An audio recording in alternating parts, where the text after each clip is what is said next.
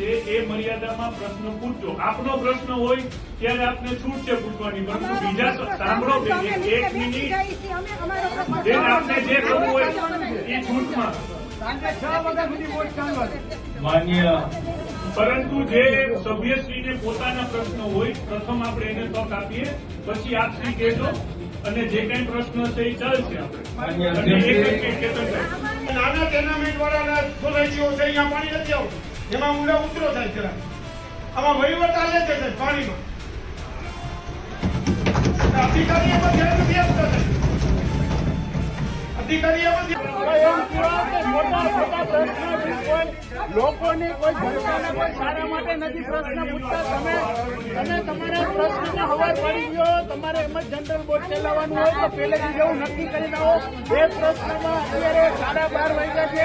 હવે અત્યારે વાત કરવાની છે તે કરો. એટલે એવું ન થાય કે અમે ખોટું ઢાંકી છે.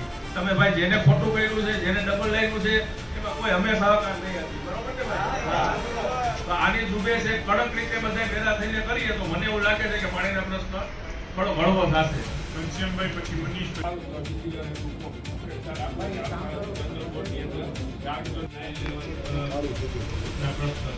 બીજી જગ્યાએ આપણે 2 લાઈનો ચાલુ છે, ડીએ ચાલુ છે અને એસી પ્રેશર ચાલુ છે.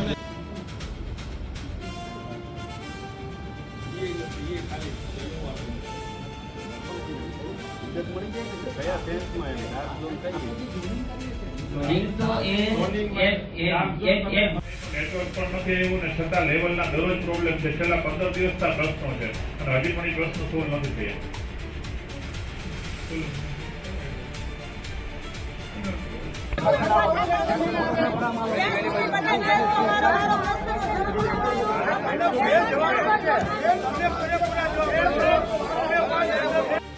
એમાં તમારે કઈ ફેરફાર કરવાની જરૂર છે. તમે કીધું કે ફિનિશિંગ છે ને ભૂલકાર્ય છે, એમાં એવું થાય કે ફિરોસભા વાળા છે ને એ ગામના સરપંચ ને બધા લાઈનમાં બેઠા છે ને મોટા મોટા એને જ આગ્રહ કરેલો. અહીંયા બધા બિચારા નાના માણસો જમવા આવ્યા છે ને એને આગ્રહ નથી અને ભૂલકાર્ય એ ન થાય. આ બધી ઓટોક્સિક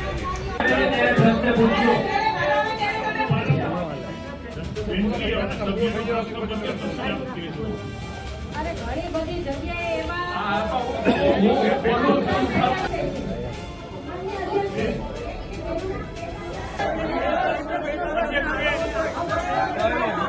હોલમાંથી વ્યવસ્થા કરી આપો. આપની સાથે પહેલા પણ વાત થઈ હતી. મહેરબાની કરીને એવું ન કરો કે અગિયાર સભ્ય તો આપને નિયમ છે તમે આગળ નથી કરતો, તમારો વારો